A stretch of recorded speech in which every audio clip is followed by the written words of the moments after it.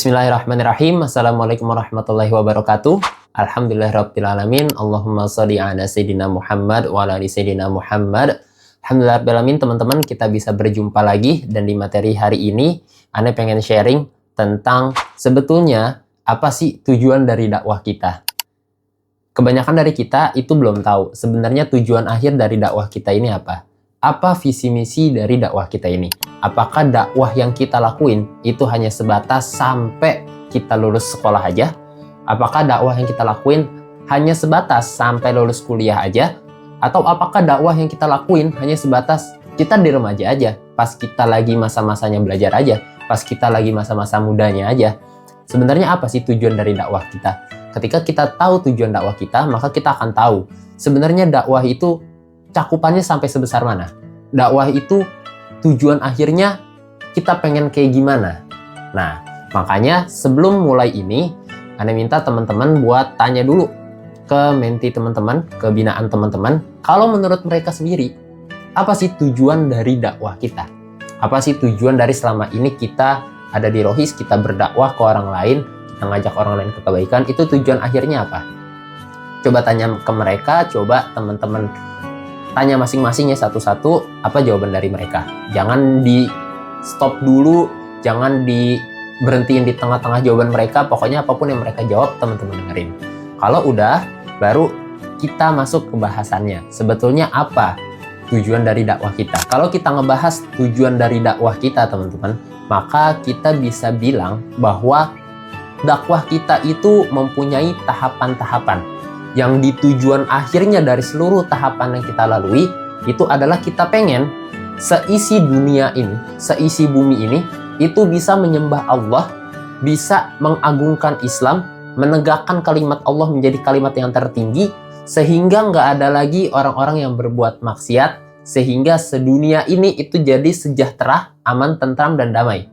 Coba teman-teman bayangin ketika jangankan seluruh dunia ya teman-teman ya. Ketika seluruh lingkungan teman-teman aja, lingkungan sekolah aja, lingkungan kelas teman-teman, itu semuanya sholat awal waktu bareng teman-teman.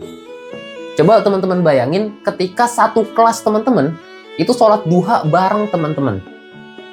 Coba teman-teman bayangin ketika satu sekolah teman-teman, itu tilawah setiap harinya bareng teman-teman. Coba teman-teman bayangin ketika satu lingkungan rumah teman-teman, itu saling nyapa, saling doain, saling senyum, saling memberikan salam, saling memberi hadiah. Coba teman-teman bayangin gimana enaknya, gimana tentramnya hidup, gimana asiknya kita menjalani kehidupan. Nah, gimana kalau itu satu dunia? Maka pastinya akan senang banget, ya kan? Pastinya akan seru hidup yang kayak gitu. Nah, itu efek akhir dari dakwah yang kita mau. Itu tapi perjalanan panjang banget. Perjalanan yang sangat-sangat panjang. Lalu gimana tahapan-tahapan untuk kita sampai ke situ? Nah, makanya ada yang namanya murotibul amal atau tahapan-tahapan amal untuk kita sampai ke tujuan akhir dari dakwah kita itu. Murotibul amal atau tahapan-tahapan amal, teman-teman, yang pertama adalah kita beramal, berdakwah untuk diri kita sendiri. Itu tahapan yang pertama. Kita beramal, berdakwah nih, tahapan terendah yang paling pertama untuk diri kita sendiri.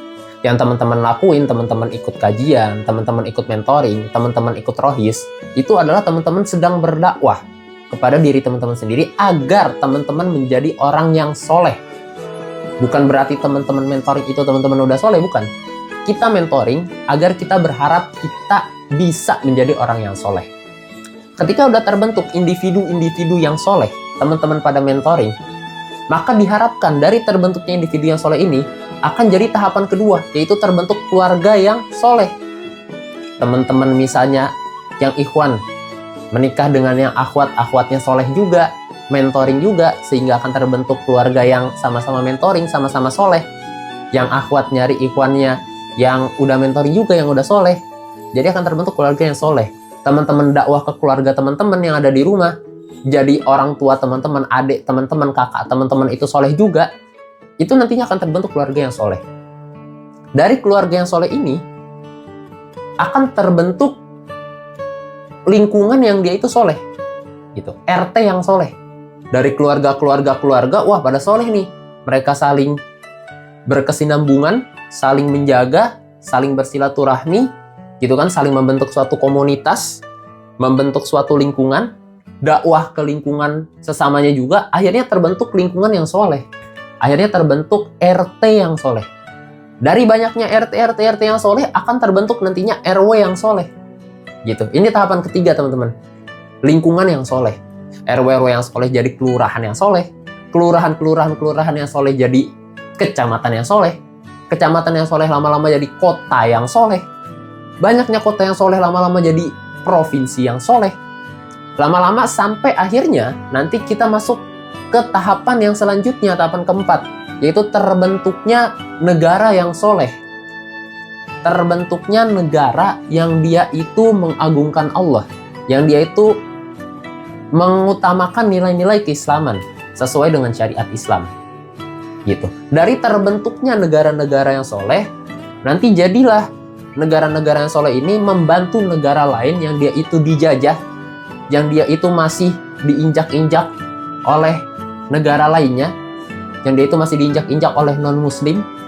Misalnya saudara-saudara kita yang ada di Palestina, yang dia masih dijajah oleh orang-orang Israel, orang-orang Zionis, itu dibantu untuk dibebaskan. Itu karena ada negara yang kuat nih, dan dia beriman gitu. Tuh negara itu orang-orangnya beriman.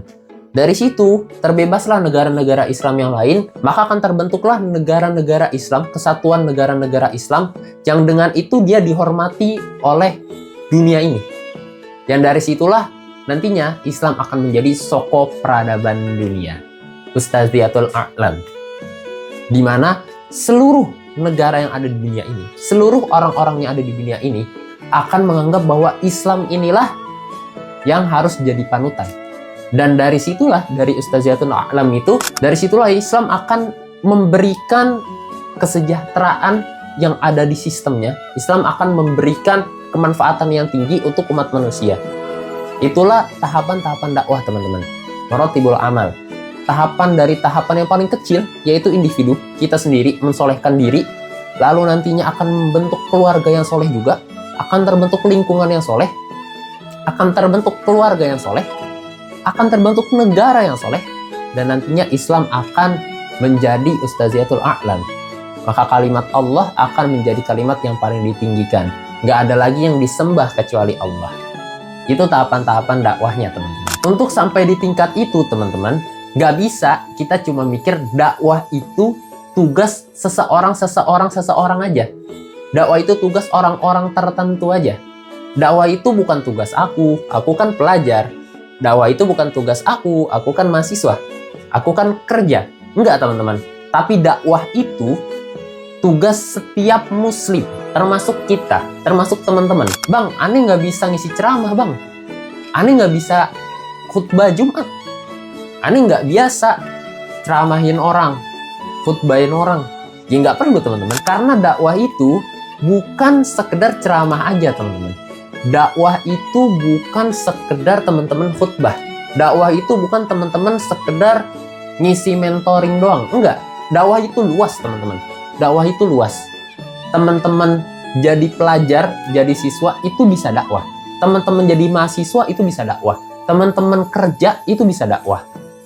Karena kita adalah dai sebelum apapun. Meminjam salah satu tagline dari organisasi dakwah juga. Kalau teman-teman pernah tahu yang namanya Muda Berdakwah tuh ya, di situ kan tagline-nya dia, karena dakwah bukan hanya tugas Pak Kiai saja, gitu kan? Yang muda, yang berdakwah.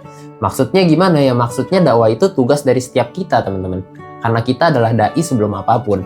Teman-teman jadi dokter, jadilah dokter yang soleh. Teman-teman jadi pengacara, jadilah pengacara yang soleh. Nah, pertanyaannya kan gimana caranya biar kita bikin orang-orang yang soleh ini jadi banyak? Nah, untuk itulah salah satunya kita mentoring, dan kita ngisi mentoring. Kenapa? Biar kita berharap di antara teman-teman kita yang saat ini masih siswa, mungkin nanti pemuda yang soleh ini, pemuda yang kita didik akhirnya buat jadi soleh ini, teman yang bareng-bareng sama kita, mentoring bareng, pengen jadi soleh bareng, mungkin dia nantinya udah besar. Ya sekarang juga udah besar sih, tapi maksudnya pas udah dewasa, mungkin dia akan jadi dokter yang soleh, akan jadi pengacara yang soleh, akan jadi arsitek yang soleh, akan jadi bos yang soleh, akan jadi polisi yang soleh, tentara yang soleh, guru yang soleh. Sehingga akan terbentuk tuh lingkungan-lingkungan yang soleh, generasi-generasi penerus yang soleh. Itu yang kita harapkan dari dakwah kita. Maka dakwah itu nggak cuma ceramah aja teman-teman. Dakwah bisa dilakukan dimanapun, kapanpun, dan oleh siapapun. Termasuk kita, termasuk teman-teman. Misalnya, teman-teman sebagai siswa lagi jalan di lorong, ngelihat sampah berantakan di mana-mana, nggak pada di tempat sampah itu, pada buang sampah sembarangan. Bisa teman-teman itu ngambil sampahnya dibuang ke tong sampah. Mungkin dari situ akan ada orang lain yang ngelihat, wah hebat betul anak Rohis nih. Tiba-tiba ngambilin sampah, buang ke tempat sampah. Oh pengen lah ikut Rohis juga. Akhirnya dia ikut mentoring. Siapa tahu nantinya dia akan jadi presiden yang soleh. Kita nggak ada yang pernah tahu. Misalnya juga dakwah teman-teman bisa dilakuin di kantin. Bisa. Teman-teman ke kantin, nyapa orang-orang kantin. Itu pun yang aneh lakuin sama teman-teman aneh lakuin dulu. Dari dulu abang-abang pun udah mempraktekkan hal itu. Ke kantin, nyapa orang-orang kantin, itu pun bisa terhitung dakwah teman-teman. Mereka jadi, wah anak Rohis nih ternyata enak ya, orangnya baik, ramah. Dari situ mungkin dia nanti akhirnya jadi pengen ikut kajian, jadi suka sama anak-anak Rohis, jadi sholat berjamaah di masjid sekolah teman-teman tuh, Masjid Al-Hikmah. Gitu. Jadi dakwah itu bisa di mana aja teman-teman. Dakwah itu nggak hanya ceramah aja. Dakwah itu ada di segala sendi kehidupan. Itu yang harus kita pahami. Ketika dakwah ada di segala sendi kehidupan, maka dakwah itu nggak cuma ketika teman-teman ada di sekolah aja. Tapi sampai teman-teman itu masuk surga, teman-teman tetap perlu buat berdakwah. Ketika teman-teman udah kerja, teman-teman tetap dakwah. Ketika teman-teman kuliah, teman-teman tetap dakwah. Ketika teman-teman berkeluarga pun, teman-teman tetap berdakwah.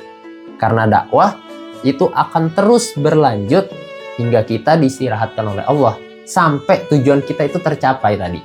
Seluruh dunia ini jadi orang-orang yang soleh. Itu yang kita pengen dari dakwah ini. Itu aja yang bisa Anda sampaikan. Al-haq min rabbik fala takunan minal mumtarin. Assalamualaikum warahmatullahi wabarakatuh.